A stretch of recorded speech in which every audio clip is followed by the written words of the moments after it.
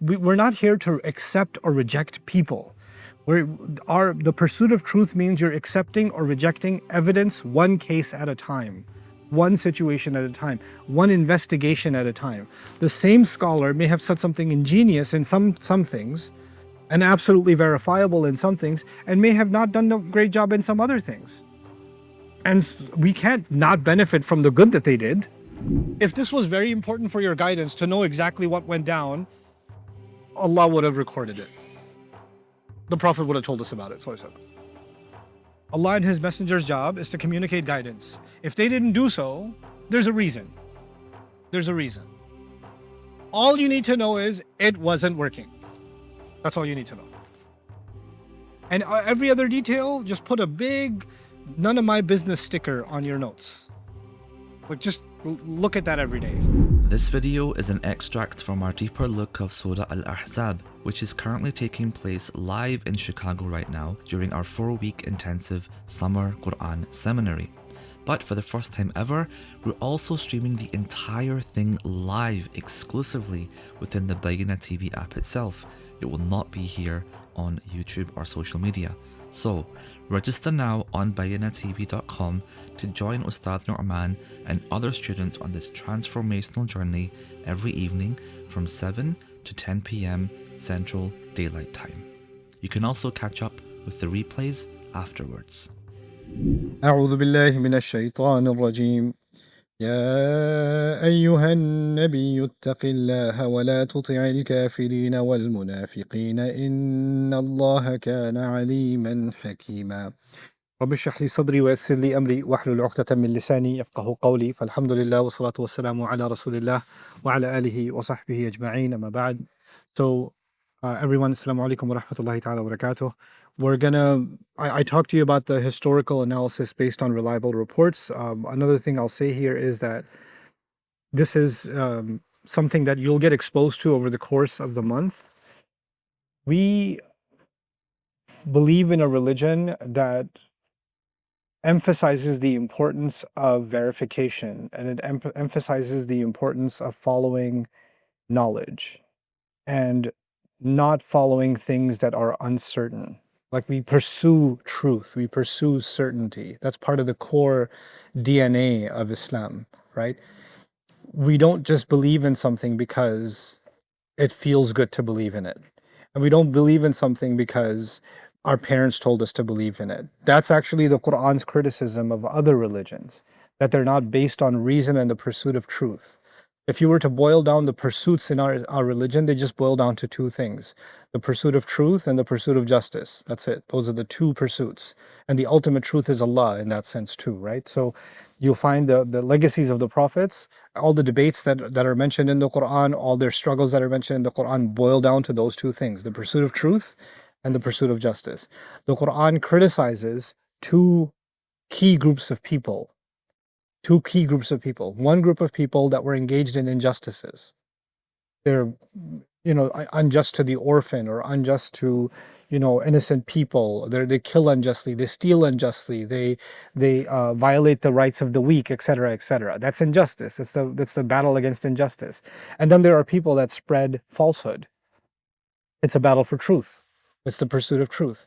And within that pursuit of truth, the Quran even comes after people that claim to be people of knowledge, like the rabbis, right? They had knowledge, but they were using their legitimacy, their titles, to bend the truth to what served their interests. So Allah even exposed that people that claim some sort of copyright or some kind of license to the truth can actually become corrupt also.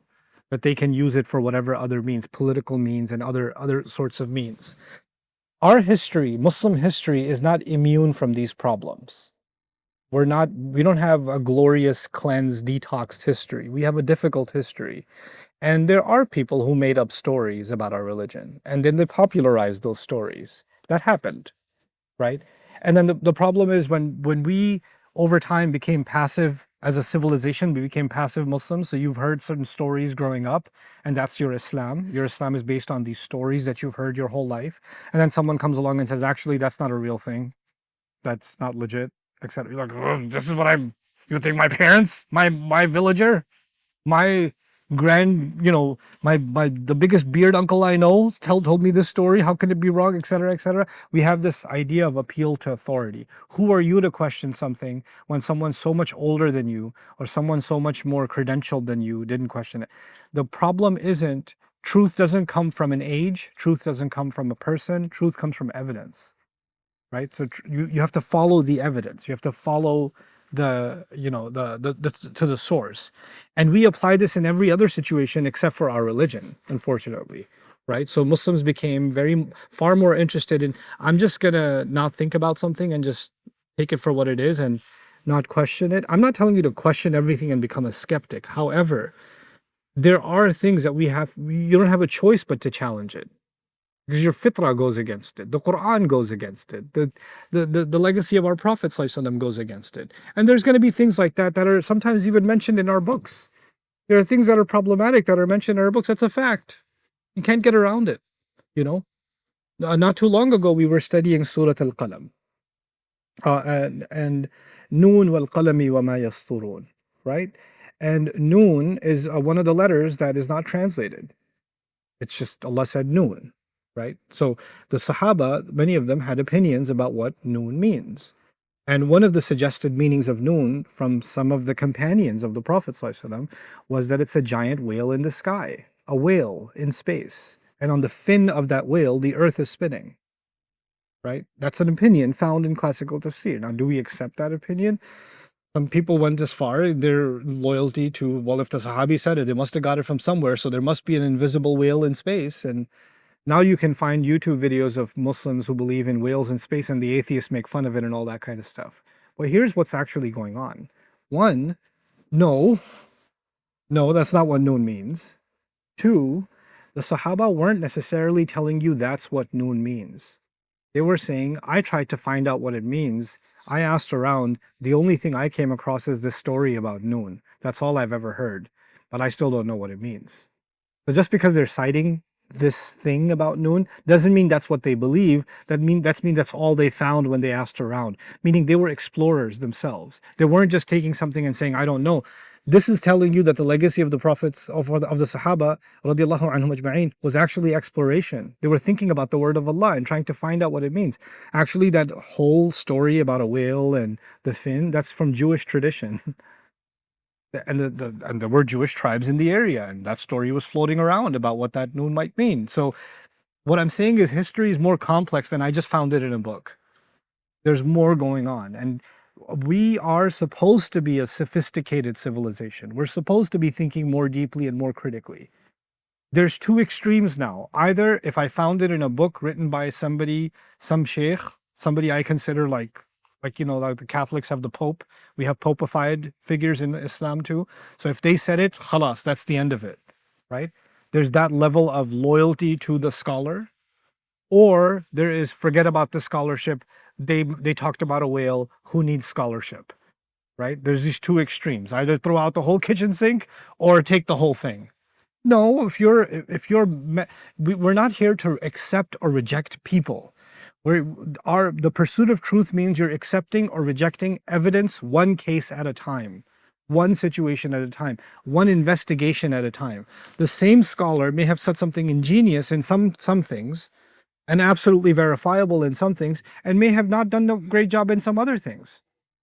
And we can't not benefit from the good that they did because we found something. And this new psychosis that Muslims have developed. Oh, I found the sheikh, he made a mistake. I don't understand this psychological disorder. You found a human being who made a mistake. Congratulations to you. I'm really happy for you. Now that I found that they made a mistake, you can't listen to anything they ever say. Well, thank Allah, the person who's saying it has never made a mistake, which is why we should listen to everything they always say. Right? Because they crossed the threshold for not making mistakes. They have immunity. They took a vaccine. They have a khata vaccine. Right? They took that. Everybody else, they can find the mistakes of except themselves. SubhanAllah. This is what happens when we become obsessed with personalities as opposed to obsessed with the argument, with the evidence. And so what I'm saying here in the first historical analysis based on reliable reports is what I mean. We have to take a critical look at history. We have to take a critical look at the evidence that we have and how reliable it is and where does it originate from and how far back can we take it. And if it's not 100% and if it's 70%, we should be comfortable saying, hey, that's 70%. We can't be entirely sure. So how does that impact our understanding of the Quran? Here's how it impacts it. The Quran is absolute. The Quran is the explicit word of Allah. It's spelled out. And then you have some reports that may not be as reliable. You cannot take the stuff that's not as reliable and use it to override the meaning of that which is qat'i. You cannot take the dhanni, the implicit, and override the explicit. Do you understand? And that's what often we do.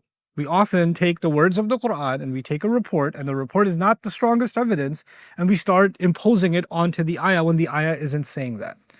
But we're going to engage in that journey. I'm setting that stage. I'm preparing you for the stuff that's coming, right? Because that's one of the grunt works, so one of the difficult tasks we're going to have to engage in. Anyway, so the second is the development of who is An-Nabi alayhi salatu wasalam to us. This is going to be a development, like what we feel about the Prophet ﷺ in the beginning of the surah and how our feelings towards him and our understanding of him evolves and changes.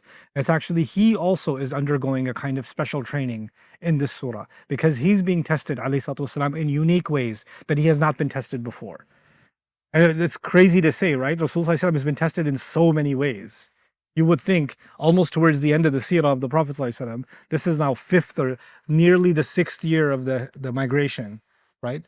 So if you count it, it's about 18 out of the 23 years of revelation are practically gone. 18 out of 23. You would think the big tests are all over. No. Some of the toughest tests are just now. After all of that, now we're landing there. So, and then of course, there are going to be different elements in this surah. I could have given you an overview of all the subjects in this surah. I haven't. But we're going to see different elements, and we're going to make sure we understand how each of those elements are actually, they look separate, but they're working together. I've read non-Muslim literature, Orientalist literature on this surah. There are people who claim that the Quran is an incoherent text. What that means is the Quran's surahs or chapters, they're not quite chapters, they don't make any logical sense. They're all over the place. Right? They don't come together. The subject keeps moving and shifting and things like that. There's no chapter-like organization in the Quran. And the number one surah they quote to claim that the Quran is incoherent and doesn't have any structural integrity or logical flow is Surah Al-Ahzab. They use this as the case they make for the incoherence of the Quran. We're going to look at Surah Al-Ahzab as a case of the remarkable coherence of the Quran. Well, we're going to do the opposite.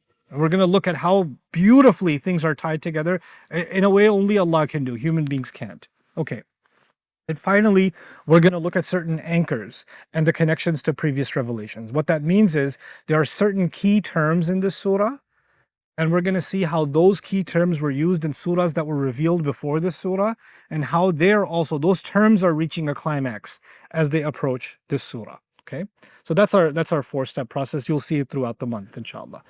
Now I want to share something with you. I don't just want to give you lectures about the surah. I want to give you certain things that even beyond this study that you're going to do with me this month, in your own study of the Quran, in your own exploration of the Quran, there are some things I want you to become mindful of. I want you to have certain tools that'll help you think about the Quran better and more effectively. And so one part of the Quran is when Allah is commenting on an event in the Prophet's life. There's different pieces of the Quran, right? There's oaths in the Quran and parables in the Quran and stories in the Quran and laws in the Quran, etc., etc. There's all these different components. One component is Allah is talking about an event in the seerah, in the Prophet's life. When you get to a place in the Quran when Allah is talking about one of the events in his life, then here's a suggested process. First, understand the historical event. So in this case, I told you there are 4 historical events. We're going to try to understand them, right? So first, you don't even look at the ayah. You're just trying to understand the historical event. What happened? Then you're going to look at the revelation, the Quran, as a commentary on that event. And again, let me pause here and help you understand what I mean by that. It's actually pretty deep. Hey guys, hey you guys. Okay, they're gone. We're having too much fun though. I'm jealous. Okay, so here's what I mean. Let's just say there's news about what Trump tweeted today, or something, or there's news from Ukraine, or there's news from the United Nations. Something. There's some news event. It's spread. The news spread. But there's one expert that you trust. There's an analyst, there's a scholar, there's a researcher, there's a geopolitical thinker, etc., etc. You're like, okay, everybody's talking about this event, but I don't want to hear from a 14-year-old what they think and a TikToker. I want to go to this expert. I want to get their opinion on how do I understand this event? Everybody knows the event happened, but that analyst, that thinker, that intellectual, they will give you a perspective nobody else could give you because they have a deeper understanding of the politics, the economic undercurrents, the social, et cetera, et cetera. You understand? I have certain friends that work in certain governments in higher levels, right? And something's going on in that country. And I watch the news and I'm like, what's going on? And I call them and say, no, that's not what's going on. Let me tell you what's going on. Because I was in the meeting with the generals and this is what they were talking about, etc. I was like, oh, okay, yeah. The news tells you one thing, but the people on the inside have a different story. You understand? So there's the idea of expert opinion on something, right? Even if it's the same event, do we all understand the same event the same way? No, we don't. That depends on our level of knowledge, our level of understanding. Now think about this. There's an event that happened in the Prophet's life. Who's about to comment on it? Allah is going to comment on it. Allah is going to reveal certain ayat talking about that event. In other words, it's not that we have to understand the ayats better by understanding the event.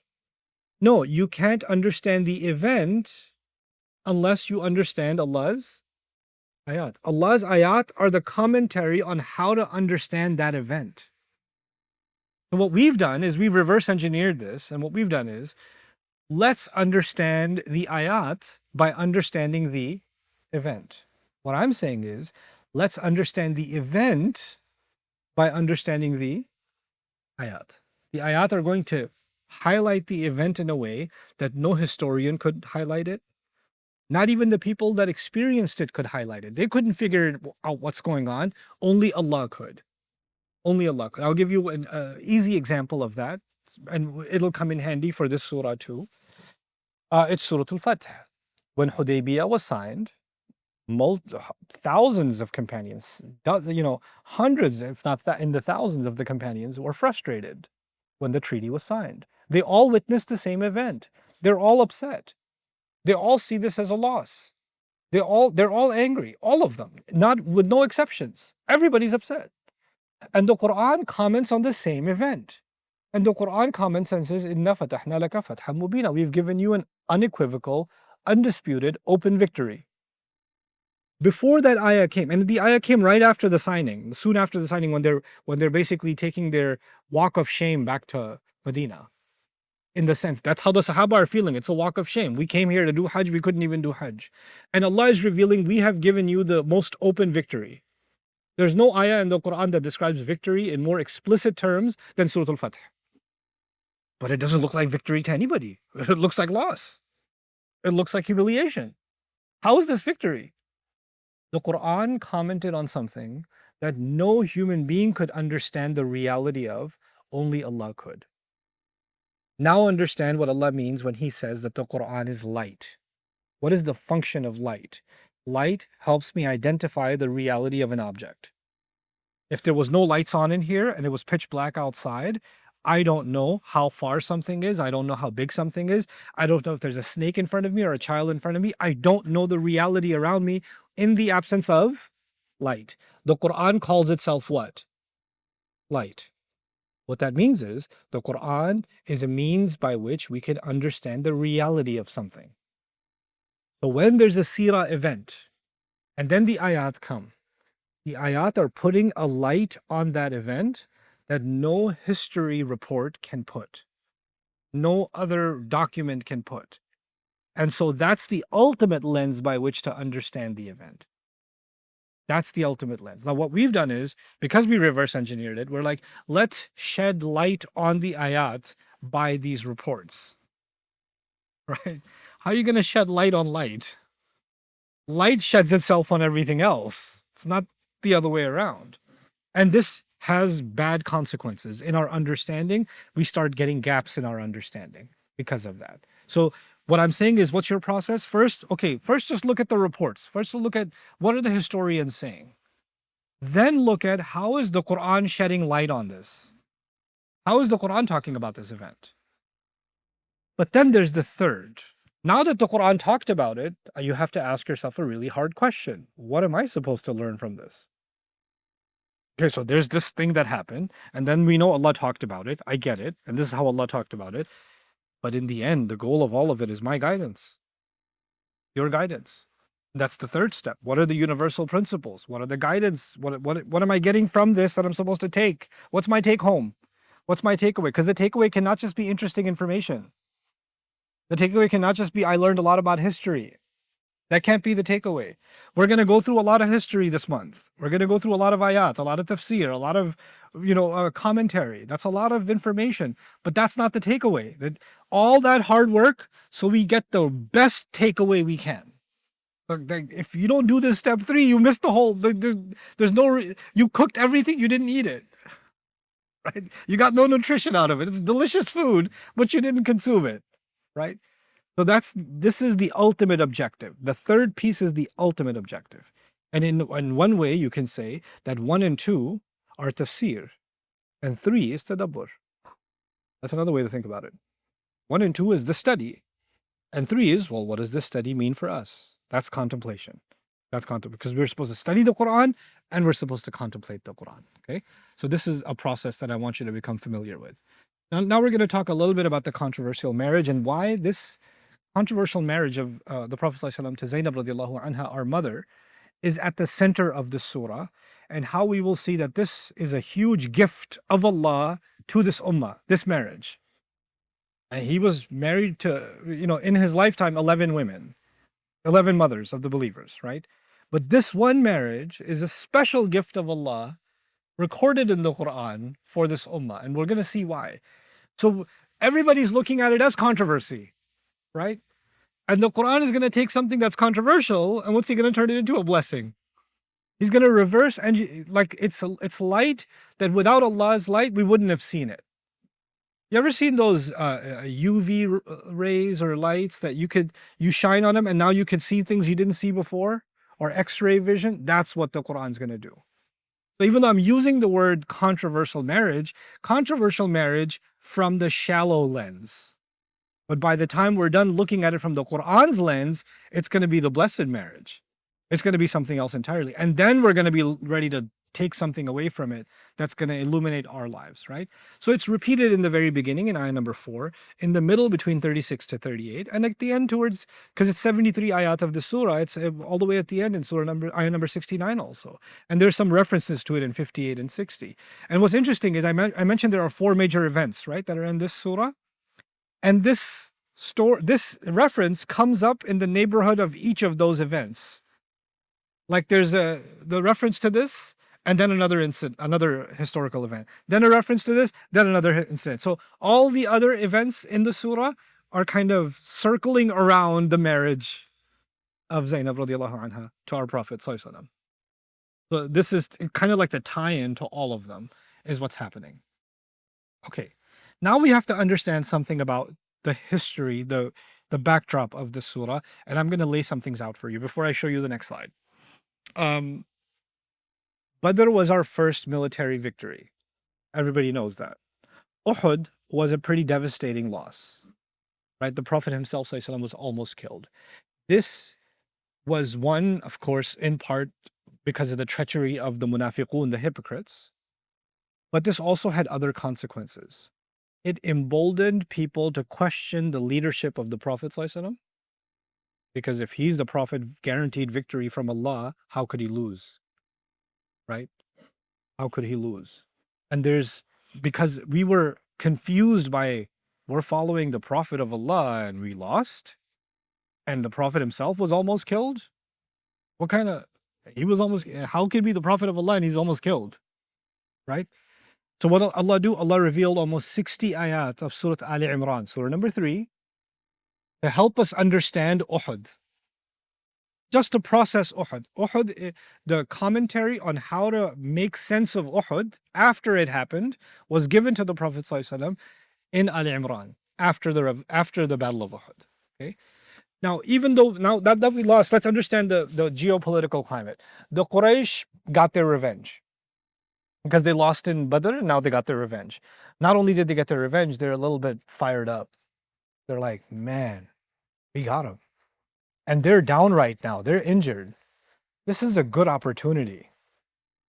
We need to strike back and finish the job. But we know, even if we win, we're not going to be able to finish them off. We need more than that. Ka'ab ibn Ashraf, on the other side, the Prophet ﷺ had treaties with Jewish tribes, right? And some of those Jewish tribes, they were treacherous against the Prophet ﷺ. They broke their treaties. And some of those tribes got expelled in the meantime from Medina. And some of those tribes vowed revenge against the Prophet ﷺ. So after Uhud, not only are the Quraysh emboldened, they're like, we should come back and fight more. The Jewish tribes that are in the proximity of Medina are now going around trying to rally everybody and say, look, this is a problem for you guys. It's also a problem for us. This Islam thing is spread like a virus in Medina. We need to end this problem. So you guys come from the outside. We'll take care of business from the inside. And it's going to be easy money. Let's just kill all these people and take all their lands, all their homes, enslave their women and children, whatever we got to do. We'll just take all of it. And if the two of us are not enough, let's convince other tribes that this is going to be easy money, easy victory. Let's get us all together, which is Al-Ahzab, the different groups, different tribes, all thinking this is going to be an easy victory because we're all together. And now these legions of, tens of thousands are coming for the city of Medina. This is not a battle that's going to happen on the battlefield. It's going to happen inside the city. So this is civilian warfare. It's not battlefield warfare. They are completely okay with killing civilians. Badr and Uhud were on a battlefield. This is going to be inside the city of Medina, right? So and the enemy is now okay with killing civilians, which is a lesson by itself, right? And it's not one of them that's okay with the killing of civilians. Ahzab, groups of them are okay with the killing of civilians because they each see some level of economic benefit for themselves. They're not even ideologically interested in killing the Muslims. They're just interested in killing the Muslims because it's going to bring them easy money. Sound familiar? Right? And they're all completely okay with it together. And so they come as an onslaught against the Muslims. Now, the only thing Muslims can do is dig a trench, by one Sahabi's suggestion, to keep them from entering the city and basically creating rampage and mass murder, right? So all the Muslims can do is survive this wave. And of course they do, alhamdulillah, right? By Allah's permission, Allah is going to comment on that in the surah. This final attack failed. Now, I want you to understand this failure and why this failure is so crucial from the Quraysh's perspective. The Quraysh are the big dog. They're the US of the time. Okay? If the US, if the Quraysh come and attack, other people might get more brave and join. Now that they couldn't get far, they lost, or they didn't win, rather. It's expensive to come out and bring your military. It's expensive to pay for your military convoys, their food, their supplies, their water, their animals, right? Their upkeep, their housing, and all of it, and tending to the sick, because they're all camped out in the desert outside Medina. It's a campgrounds. So they have to build an entire base and stay there for weeks and weeks and weeks on end. It gets more and more and more expensive. And all those tribes that joined, they joined because it's going to be easy money. So it's going to get a good return on investment. But now they're losing money by the day and there's no return on investment. They're losing all this cash. And eventually winds come and campfires turn over, animals die, and food gets destroyed and sickness spreads. And they're like, oh, you know what? Forget it. I'm out of here. One by one, the tribes, some of the tribes that were coming in for easy money, they start slipping away. This wasn't worth it. This was a bad idea. This was a bad investment. Eventually, Quraysh pulls back too. They can't hold on to the siege. When they pull back, it's not the small tribes that lose credibility. Who actually loses credibility? Quraysh. And the Quraysh now know the next time they ask, hey, let's get together and kill Muslims, People aren't gonna. Yeah, we did that already. Thanks. We're not doing that with you again. That already cost us a lot of money, and it was a big waste of time. No, thank you. We're done with that. So now they don't have the kind of clout and the kind of influence that they had before this humiliating loss. This is the nature of big powers. When big powers make a move and they influence smaller powers to join them, but when they fail in the mission, then they lose credibility across the board. Sound familiar? Like it's just there's some very universal political science things that are happening in the seerah that you see around you all the time, right? So that sounds dangerous. Yeah, anyway, what's happening on the inside? Well, as soon as they leave and Medina is secure, the Prophet ﷺ says, well, they're the enemy on the outside, but we have an enemy right next door, Banu Qurayza, the Jewish tribe that was conspiring with the Meccans to stab us in the back. So within days, there's the incident of Banu Qurayza, which is going to be mentioned in this surah also, right? It's one of the controversial incidents in the seerah of the Prophet ﷺ. We're going to deal with that incident also when it comes, because they claim it was a genocide. That thousands of people were killed in one day, like literally slaughtered in one day. So we're going to explore the historicity of that when the time comes. But regardless, Banu Qurayza, a very wealthy tribe, has now been defeated and their assets seized because they violated the treaty against the Muslims.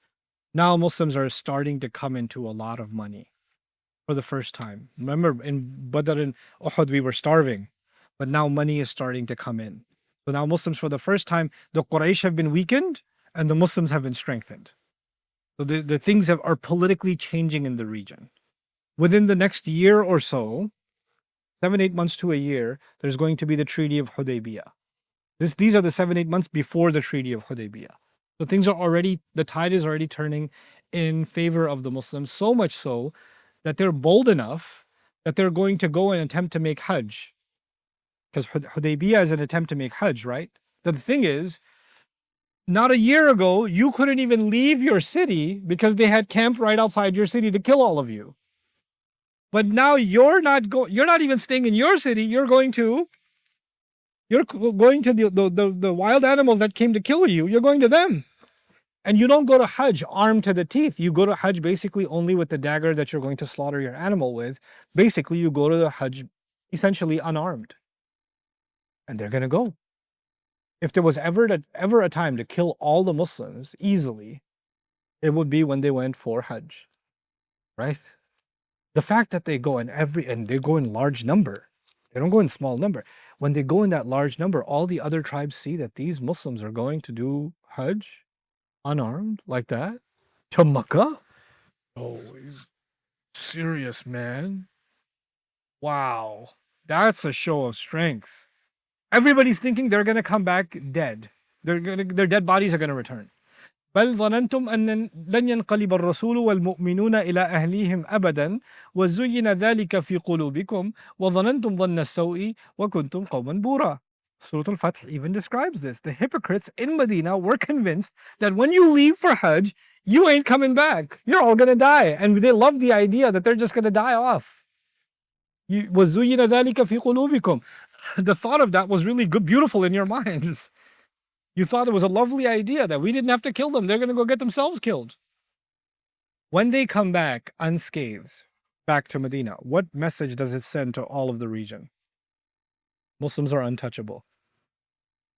They went into the lion's den, opened the lion's mouth, looked inside, and came back. They have basically won the region politically, as far as influence, without ever using any military tactic. Hudaybiyah is a statement that Quraysh have no teeth, all bark and no bite. So even though the Muslims thought it was a loss, it was actually a massive victory. You understand? But that victory, the process of that victory began with the Battle of the Trench. It began with that battle. Okay. Now, let's look at this landscape. We're still talking about before Hudaybiyah still.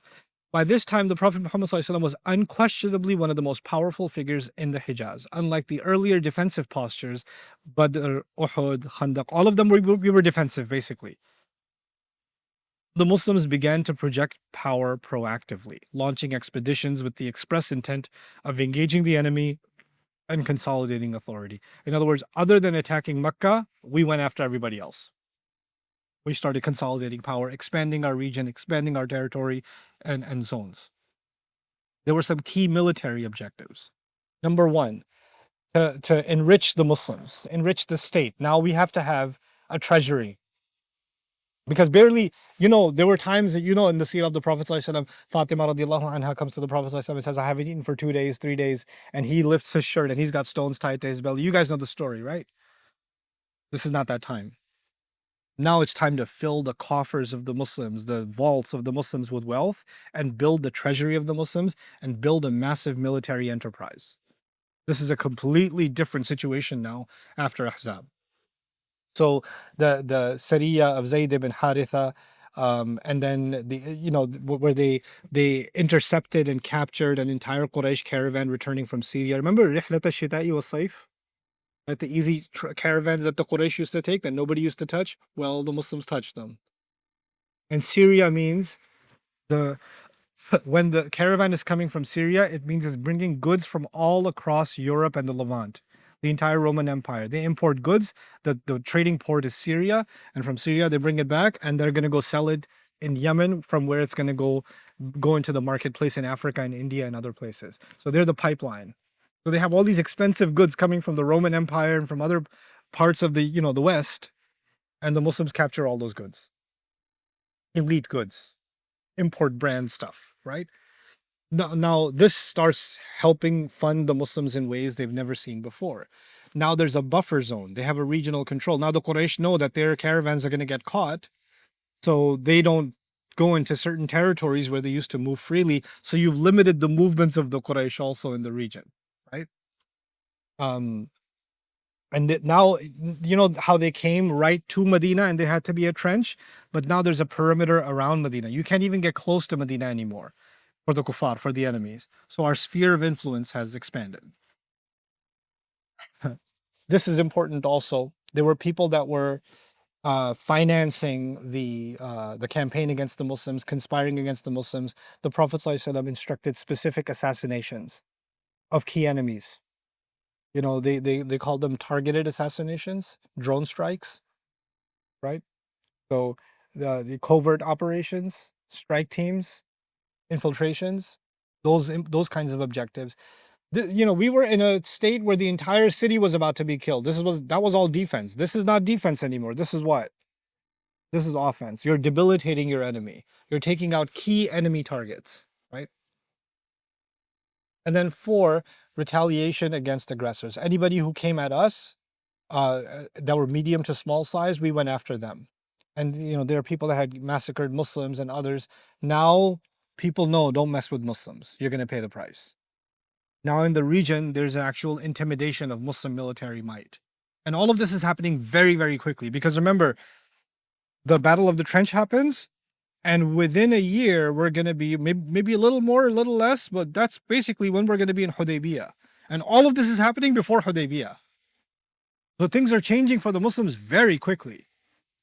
The 3 battles of Islam before this, Badr, Uhud, and Ahzab, all 3 of them, we barely survived. Barely.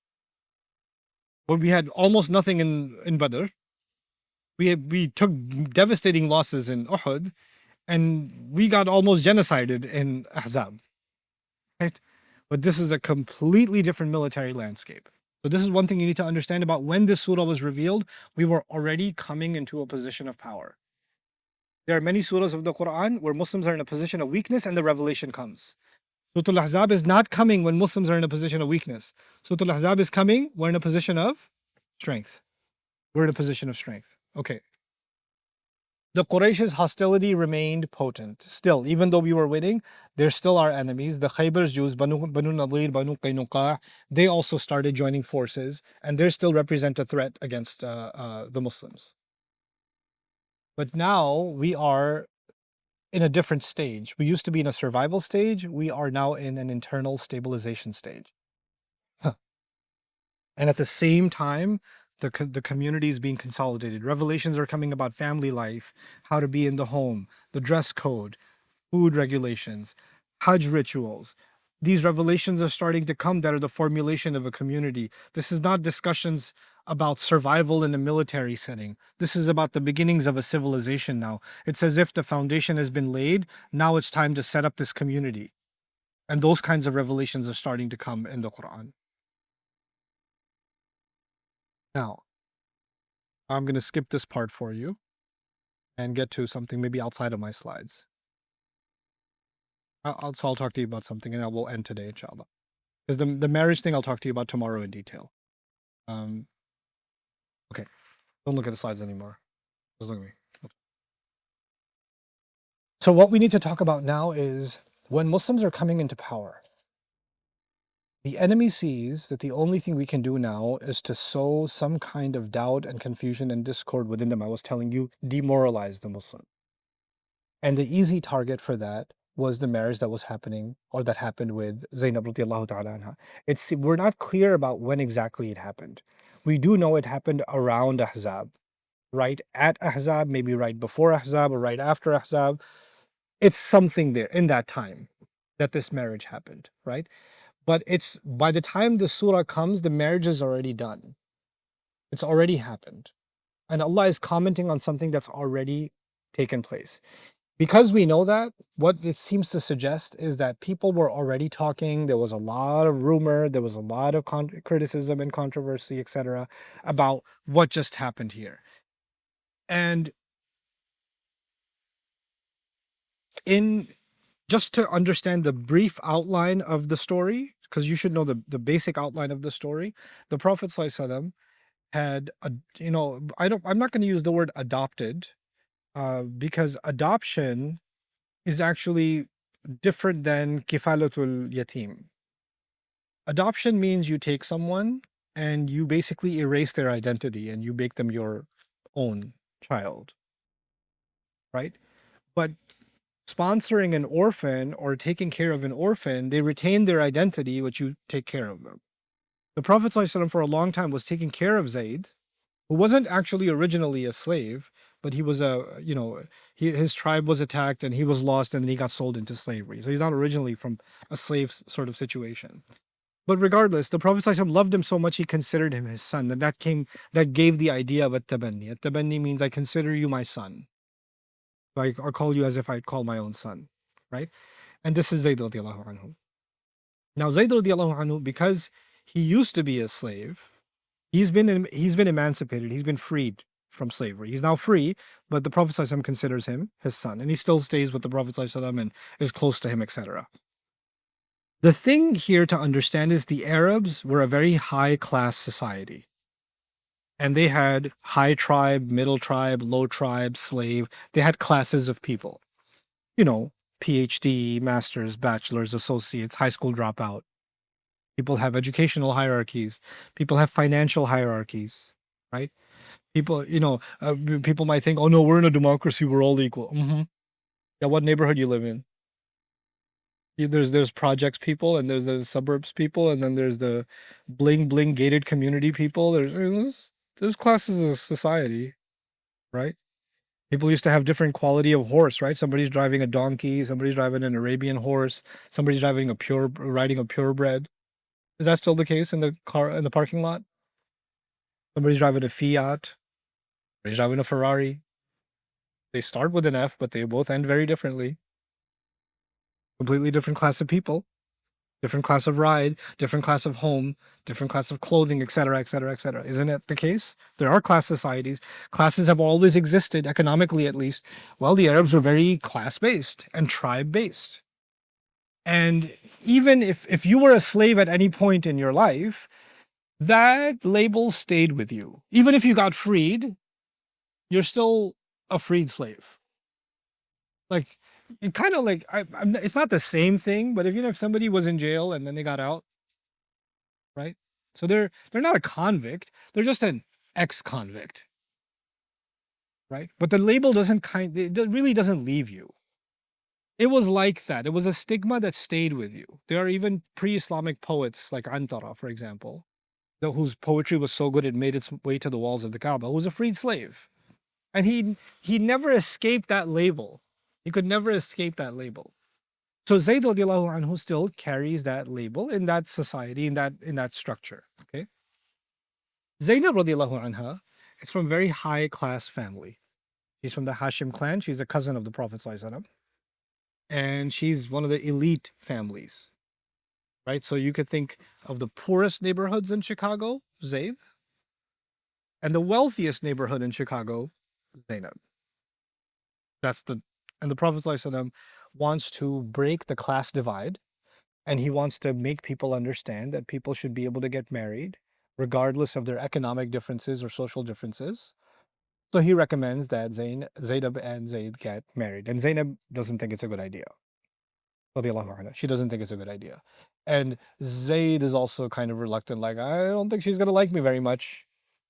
Because I'm supposed to be qawwamuna ala nisa, like I'm supposed to be the head of the household, the caretaker, I'm the Amir of the house, and she's going to say, you're the Amir of my house? Like, she's already up here, I'm already down here. There's no way I'll have any sort of authority over her ever. So this is going to be a very difficult situation that I'm going to be put in. So he's reluctant about it. But the Prophet ﷺ insists, right? And when the Prophet ﷺ insists, out of love of the Prophet ﷺ, it's not a religious instruction. He doesn't say, Allah and his messenger have commanded you to engage. No. It's not that. As we will see when we look at the historical reports. He's just strongly insisting. But in the end, it's the Prophet ﷺ, isn't it? Like, if he's insisting, it's going to be hard to say no. There are some Sahaba who have stronger will than others. The Prophet ﷺ asked one young man to sell him his donkey. He said no. No, I'm not going to sell it to you. The Prophet is asking you to buy his donkey. No, you can't have it. Right? He wouldn't give it to him. But that's okay. Right? So, but in the case of Zayd and Zaynab, they cave. They're like, okay, fine, we'll get married. So they get married. Now when they get married, it's just not working out. There's just too much of a difference between them. We don't know the inside story. The reason we don't know the inside story is because it's none of our business. That's why we don't know the story. I could tell you she was high class. He was from, slave clan. That's why she just couldn't handle his lower class status, or, she couldn't deal with living in that kind of housing. I could make all that up. It might be entertaining for you, but is that history? No. You know why? Because we don't know. You know why we don't know? Because no one knows what happens between a husband and a wife, except who? The husband and the wife. We don't know. All we know is it wasn't working out. That much we know. Why wasn't it working out? अच्छा और बताएं, कुछ तो पता होगा आपको. Do you think this is what happened? Do you think that is speculation into people's personal lives? Is that something that Islam prohibits or speaks out against? Speculation into people's personal lives? But you know what? For some reason, when it comes to the best people, the Sahaba, we're very comfortable with our speculation. Like, what must have happened? Why do you need to know what must have happened? What you gonna get? What are you gonna make a chara out of that? What are you gonna get out of that? If this was very important for your guidance to know exactly what went down, Allah would have recorded it. The Prophet would have told us about it. Allah and His Messenger's job is to communicate guidance. If they didn't do so, there's a reason. There's a reason. All you need to know is it wasn't working. That's all you need to know. And every other detail, just put a big none of my business sticker on your notes. Like, just look at that every day. Okay? There's a nosiness that Muslims suffer from. And they bring that nosy, they're already nosy in their own personal lives. Right? There's already nosy. So what are you doing here? How long are you here? Like, I mean, people get weird around me. That's okay. I'm used to it. I ran into somebody in the elevator. I was in another country. You're here? My first impulse was to say no. Like, what's he gonna do if I say no? I said, yes, I am. Oh, what are you doing here? Are you in this hotel? Now I'm getting uncomfortable. What floor are you on? How long are you here? You're gonna be here tomorrow? You come here every day? Is this where you have breakfast? Oh, okay. So, like, what are you gonna do this evening? Do I know you?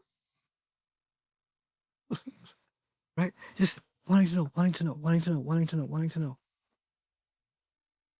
That's okay. People get I feel like people think people that have a public profile or public access, like public property also. And so that's okay. But it's not just about celebrities. You go to somebody's house and like, oh, so tell me about your shoe size. Tell me about your fingerprints. Like they want to get all this information out of you. And we think it's okay even within the study of our religion. It's not. It's not. So I'll stick to the facts. The facts are the marriage wasn't working. Zayd comes to the Prophet ﷺ and says, it's not working.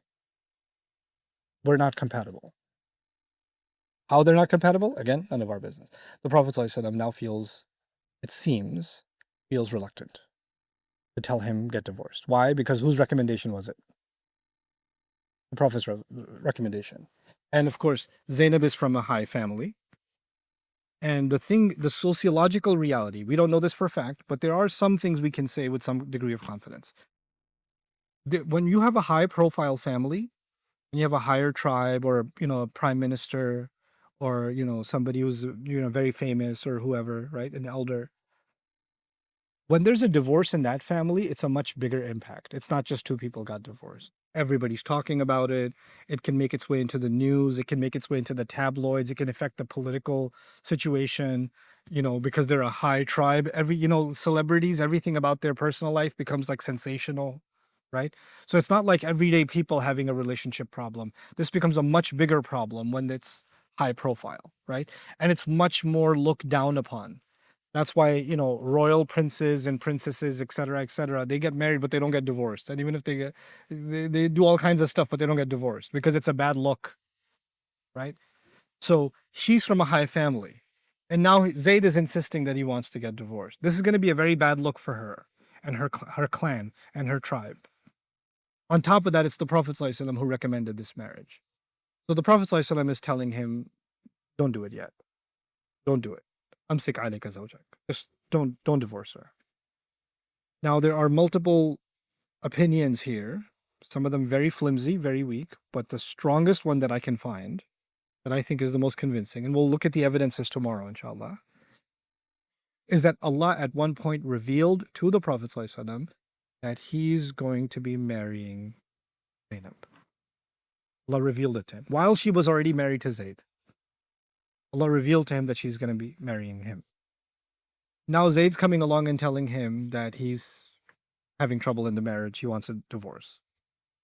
But the Prophet ﷺ, he could have done two things. He could have just said to to him, well, Allah revealed to me that I'm going to marry your current wife. So why don't you just divorce her and let's just get this over with and I'll just marry her. Because Allah has revealed that to me already. So why delay? Right? But what does he do? He says, keep your wife, have taqwa of Allah, do the best you can, basically, stay in the marriage. The question then is, if he knew that he's going to marry her, why is he telling him to stay in that marriage? Again, we don't know why exactly because Allah didn't say.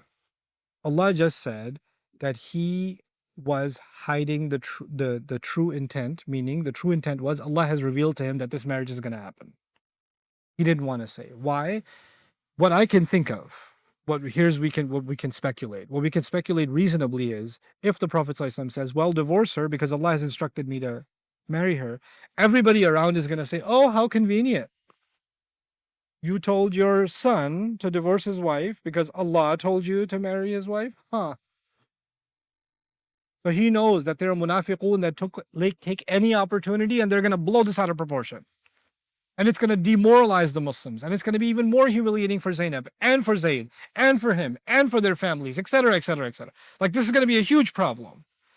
So even if Allah has already decreed that I'm going to marry her, when that happens, but I shouldn't make it look like I had a hand in expediting that. I should just tell him, just do whatever you can, stay with your wife. So it shouldn't look like it came from me. It shouldn't look like that. Right? Now, the interesting thing is Allah told Zayd radiallahu anhu, don't divorce her. Amsik alayka zawjak. Explicit words in the Quran. Hold on to your wife.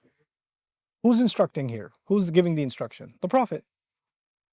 The Quran, this surah says, whenever Allah and His Messenger give an instruction, it is not up to a believer to have any choice. There's an ayah in this surah. I'll say that again. Whenever Allah and His Messenger give an instruction, it's not up to a believer to have any choice. Yeah? And then Allah gave Zayd instruction. The Prophet gave Zayd instruction, sorry. What did he say? Hold on to your wife. Logically, you would assume then that Zayd has no choice. He's got to stay in the marriage.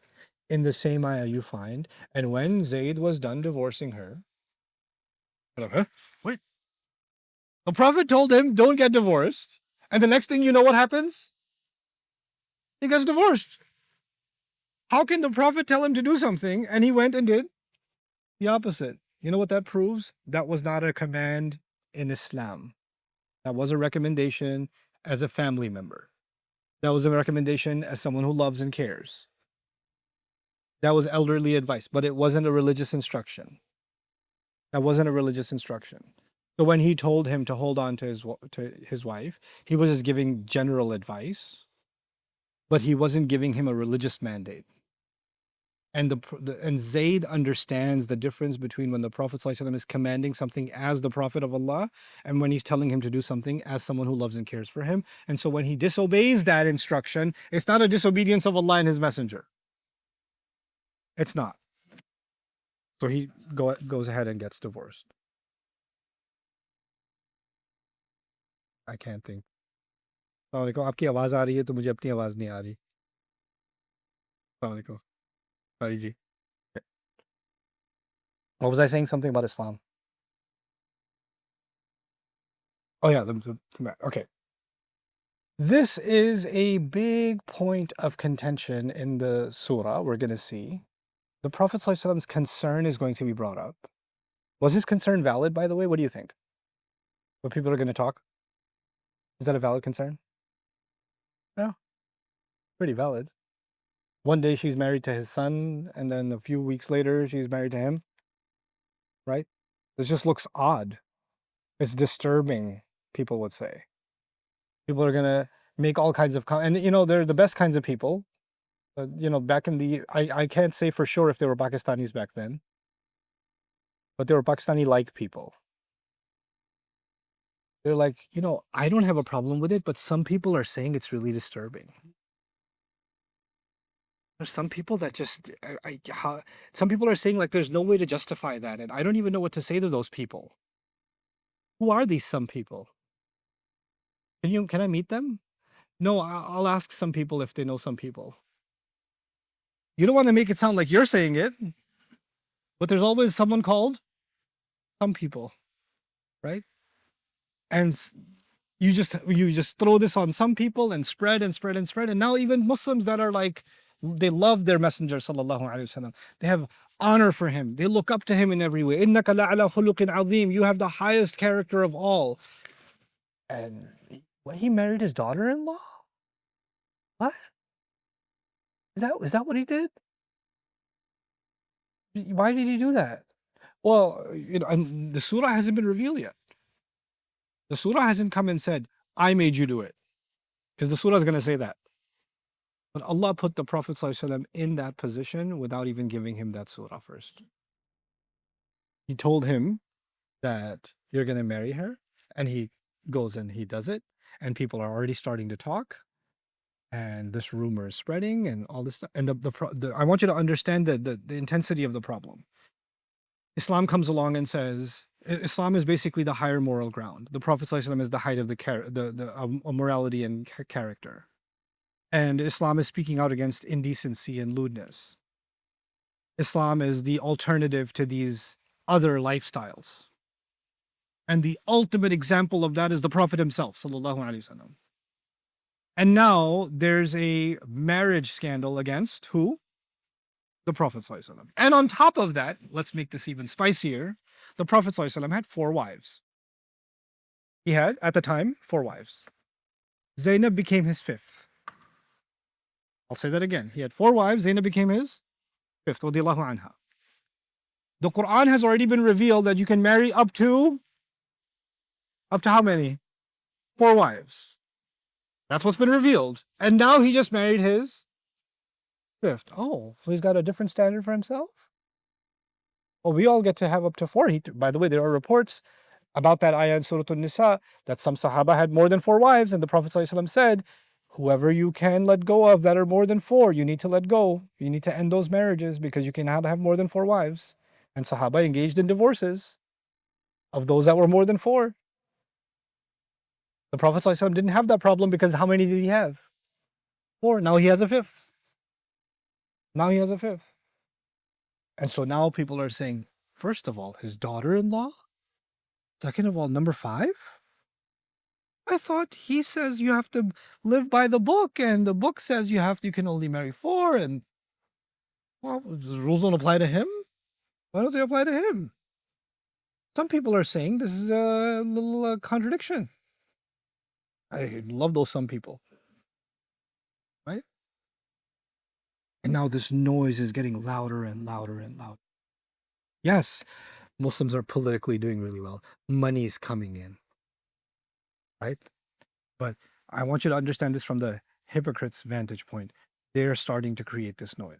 The innocent Muslims, they're starting to not have an answer for what they're saying. Let's think of it from the perspective of the wives of the Prophet ﷺ. Because they're his wives. Why did he do that? Why did he marry Zainab? They're having a thought.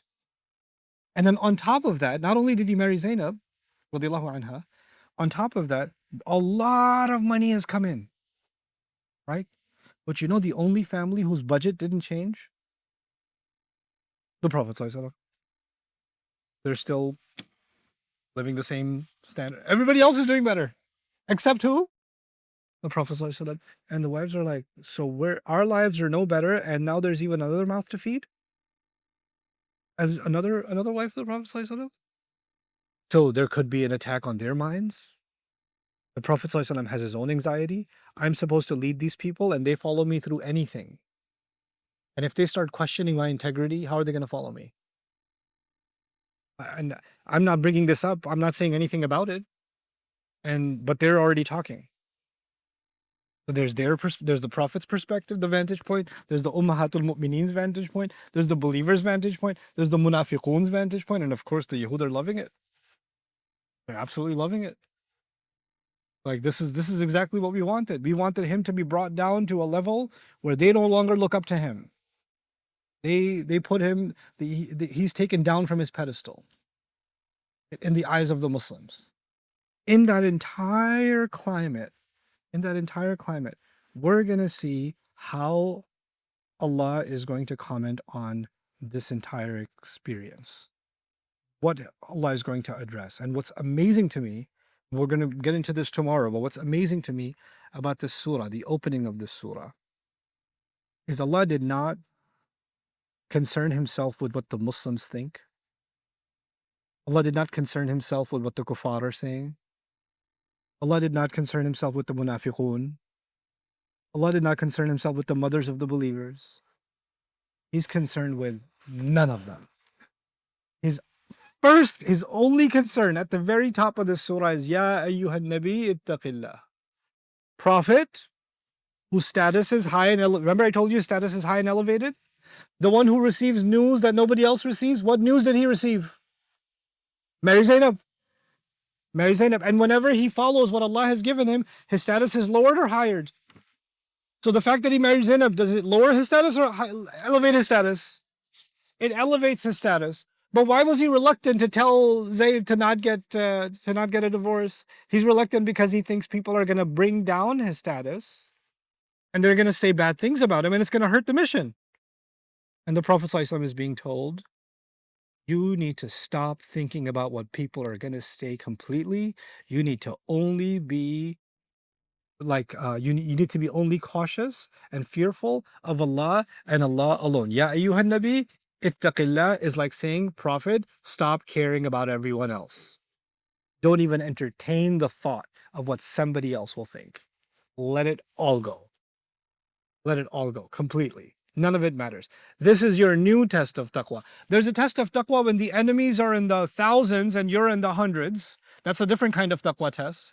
There's a different test of taqwa when they're offering you money and trying to compromise the message of Islam. There's a different kind of taqwa test when you're in a cave and they're standing on top of the cave and if they just look down, you're going to get killed. That's a different kind of taqwa test. This is a different kind of taqwa test. You know what taqwa test this is? This is the fear of what people are going to say. This is not the fear of getting killed.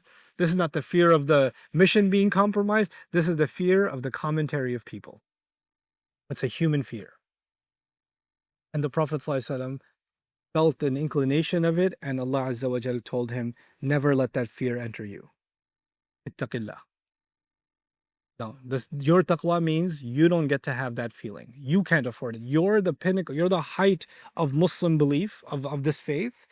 You don't get to contaminate that faith even in the least bit. You know how in Surah Abasa, Rasul Sallallahu Alaihi Wasallam frowned, but he frowned at a blind person. There's nothing wrong with frowning at a blind person. No offense was done, but Allah has set such a high standard for the Prophet ﷺ, he can't even bulge his forehead in front of a blind person. The same way, he can't even have the thought, what are people going to say? Allah cannot allow that thought for the Prophet ﷺ. Before I leave you, I'm going to share with you something about something if you think this is controversial, I'll give you controversy.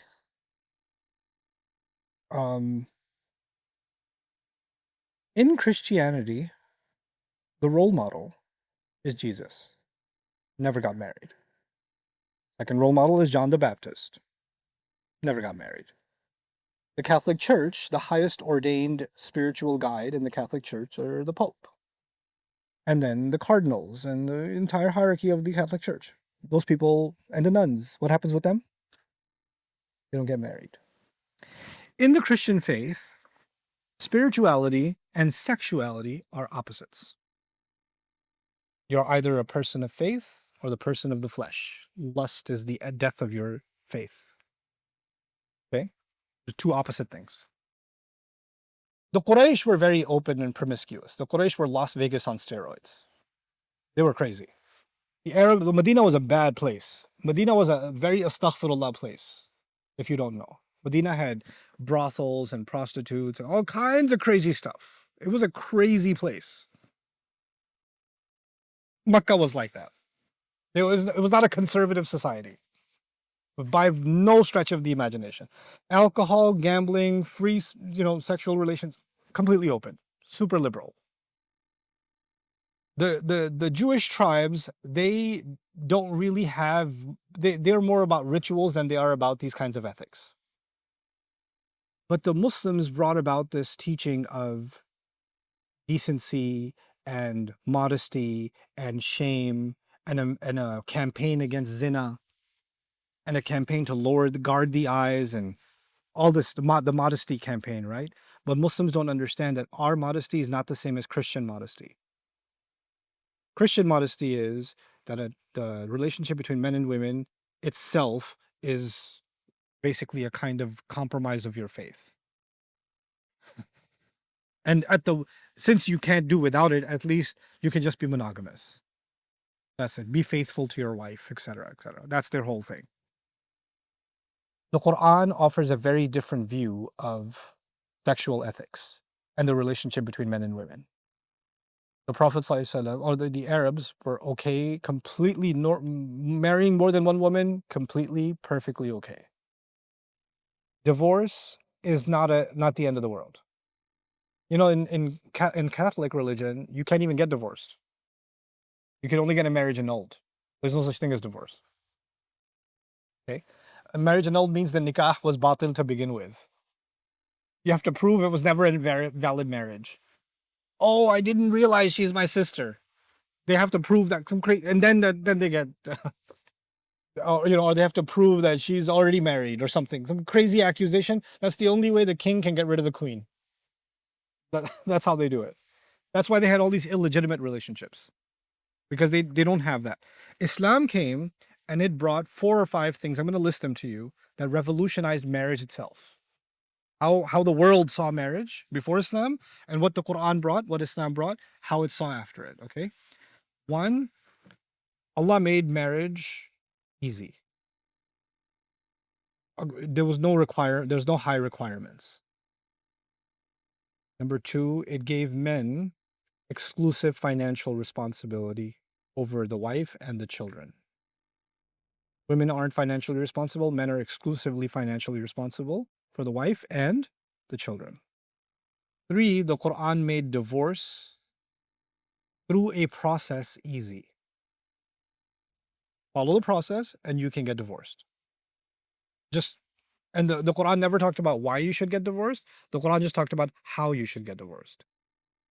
So the divorce, by the way, was either it was too, there wasn't even a process and you could just throw someone out, or you can never get divorced. It's the worst thing ever. What 3 things did I list so far? What was made easy? Marriage was made easy. So now the whole tribe doesn't have to have this approval or that approval, and we have to have this ceremony. And no, just ijab and qubul, khalas, goodbye. You get married at a Dunkin' Donuts in Islam. It's still valid. So long as it meets the conditions, it's valid. Right? What's the second? Finance becomes the man's responsibility over the wife and the children. 3, divorce with a process. It was given a process and it was made easy. It was given a process and it was made easy. 4, remarriage was made easy. Remarriage was made easy. Because in the previous world, in higher society, when a woman is divorced, she is forever what? She's cursed. Don't even invite her to a wedding because she'll probably infect other women with divorce. Right? This is Jahiliyyah society. Also in Muslim countries nowadays. What Islam came to change. The Prophet ﷺ, with the exception of Aisha, married mostly divorced or widowed women. So it's completely normal to get divorced, completely normal to get remarried. It took the taboo away, and marrying more than one, taking responsibility for them, normalized. It was already normal, but it was legitimized. It was given the religious sanction. You can have more than one. So long as you give them their rights, there's 2 kinds of rights. There's qualitative rights and there's quantitative rights. There's love and affection and smiles and da-da-da. There's the feeling or meaningful conversations. You can't ever be equal in that. Like you can't even have the 2 equal level conversations between 2 of your kids. It's never going to happen, right? You can't have 2 equal level conversations between a mom and a dad. Not going to happen. But time, finances, like can you give each one their rights as what they deserve? That is, you have to give rights. So that's the adl. If you could do that, normalized. Right? Now, what did we do? Muslims, forget non-Muslims. Forget about them. What did we do?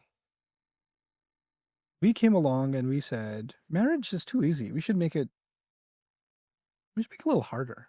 We should make it more expensive. We should put more requirements. We should especially make it more difficult for girls. Right? And if they're already divorced, then inna lillahi wa inna ilayhi raji'un. And of course, then on top of that, we shouldn't allow a divorce to ever happen because it's worse than death. Right?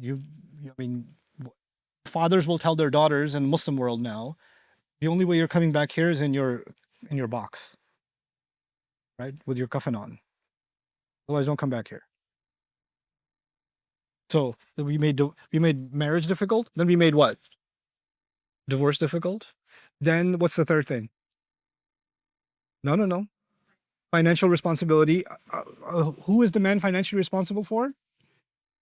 Wife and children. No. Make the man financially responsible for parents, cousins, uncles, cousins, barbers, friends, dog. And money goes everywhere else except it doesn't go where? Wife and the kid. Doesn't go there. Okay? Parents will say it's ours. And then the 4th was what? Remarriage. Oh, forget it. Last year she was married to his best friend and she got divorced. Now she's married to him. Oh, these women nowadays. Oh.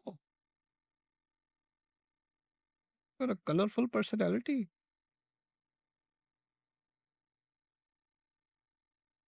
The Prophet ﷺ was put in the most controversial situation. Someone who's allegedly his own son, and he's marrying his alleged daughter-in-law, right? Why?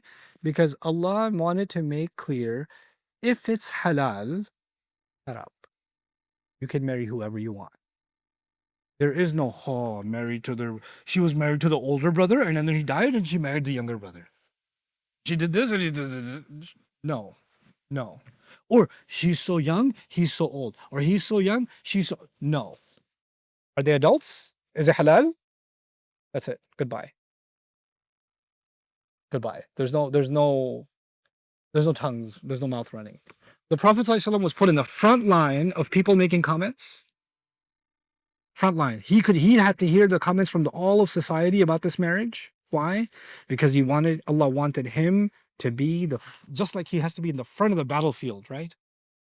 He's in the front of this battlefield, taking all the arrows of people's mouths so that he breaks something. If he can take it, anybody can take it. If it's halal, it's not a problem. If it's halal, it's not a problem. If Allah made the fifth one halal for him, and he didn't make that halal for anybody else, then he's going to do it because Allah made it halal for him. I don't care what anybody else says. If you live in a society where a second wife is haram for you, and a third wife is haram for you, the fourth, forget even the thought of a second wife is haram for you, right? Then let everybody be angry. It's okay. If you're not doing anything wrong, if you're not violating anybody's rights, and this is between a husband and a wife. I'm not encouraging you guys to go jump off a cliff. But what I am saying is, if Allah made something halal, then it doesn't matter what people say. I'm going to leave you with this. There are two battles. One battle in Islam is to fight against the haram. Please understand this clearly. One battle in Islam is to fight against the haram. The other battle in Islam is to stand up for what is halal. You have to stand up for what is halal, because corrupt society will make haram easy, and corrupt society will look down on halal. They'll make comments about the halal. And you have to stand up for the halal and take the hits for the sake of the halal. And the first one who took those hits was Rasulullah sallallahu alaihi wasallam. This marriage represents the breaking of all the taboos people create that have no basis in this deen. If Allah has no problem with it, then nobody can run their mouth. ذَلِكُمْ قَوْلُكُمْ بِأَفْوَاهِكُمْ وَاللَّهُ يَقُولُ الْحَقِّ وَهُوَ يَهْدِي السَّبِيلَ. That's what this marriage actually represents. That's what the wisdom of this marriage is. And we're going to dive deep into the incident and what we can pick out from it. But the most important thing you need to take from it is how the Quran challenged social ignorance. What are people going to say? People are going to talk. And by the way, who are those people? Do you know who they are? No one knows. But everyone's afraid of them. You know who they are? You. And you, and you, and you. And everybody's afraid of everybody else's mouth. And you know what? That's when you're afraid of people's mouths, that's when you can only have one fear in your heart. Either you have the fear of Allah in your heart, or you have the fear of the people's mouths in your heart. Allah did not give you how many hearts? 2 hearts. You can have one heart for the people's fear, one heart for Allah's fear. مَا جَعَلَ اللَّهُ لِرَجُلٍ مِّن قَلْبَيْنِ فِي جَوْفِهِ. Allah did not put 2 hearts inside of any man. Eesh. And the first of that, the frontier of that battle is fought by the Prophet himself. That's why he's told, Ya ayyuhan nabi ittaqillah. This will not reduce your status. It only elevates your status. You're liberating society from the chains that bind them down. وَيَضَعُ عَنْهُمْ إِصْرَهُمْ وَالْأَغْلَالَ الَّتِي كَانَتْ عَلَيْهِمْ. Syrian refugees, flood refugees, Rohingya refugees, earthquake refugees, right? And you have refugees in, let's say, America, it's illegal to even have more than one wife or whatever. But imagine refugee communities, right? And all their husbands have died in war zones, etc. And they have children. And there are men that are capable and want to marry more than one, but it's been made haram for them culturally. What's going to happen to those women? Nobody will fulfill their right. Those children will not have a father figure. Nobody will take care of them. Crime will increase. Losing the faith will increase. Corruption will increase in society. Desperation will increase in society. All why? Because we didn't stand up for something halal. By the way, every time you close one door to halal, any door to halal, every time you close it, what opens? doors to haram open. Guaranteed, guaranteed. Every time you close a door to any halal, it will open multiple doors to other harams. Then you only get to blame yourself for closing the door to the halal. That's the reality of it. Rasul Sallallahu Alaihi Wasallam is being told marriage in Islam is beautiful. It's fluid, it's open, it's in a sense very liberal. You can marry whoever, there's no class restriction. If it doesn't work out, that's okay. There's no till death do us part. That's okay. So long as we can be good to each other, so long as we can hold up the taqwa of Allah, I can be a good husband to you, you can be a good wife to me, we should stay together. If we're not able to do that anymore, what's my mother going to say? What's my father going to say? What's my uncle going to say? What's going to happen to the kids? What's going to happen to... Hold on a second. What's going to happen to the kids? Who's more concerned about the kids? You or Allah? Like, Allah is not concerned about the kids? We'll talk about that too. How does Allah protect kids in a divorce?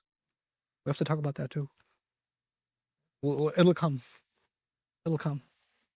Because Allah never allows something that creates fitna. Allah only yuhillu lahum at-tayyibat. Allah only makes things halal that are good and pure. وَيُحَرِّمُ عَلَيْهِمُ الْخَبَائِثِ. He only makes things haram that are filthy inherently. So when you close a door to halal, you are opening the door to filth. You're creating filth in society. It's our lack of understanding of the halal that we run away from it so quickly, and we create a new set of rules, boxes, that society creates for us. Now Muslims live in more boxes made by people than ever made by Allah. We live in cage societies. We live in cage societies. That's the truth of it. And Allah is going to call those cultural standards what they are, running your mouth. That's all it is. ذَلِكُمْ قَوْلُكُمْ بِأَفْوَاهِكُمْ. These are just words that just come out of your mouths. That's all they are. Literally, that's what he says in his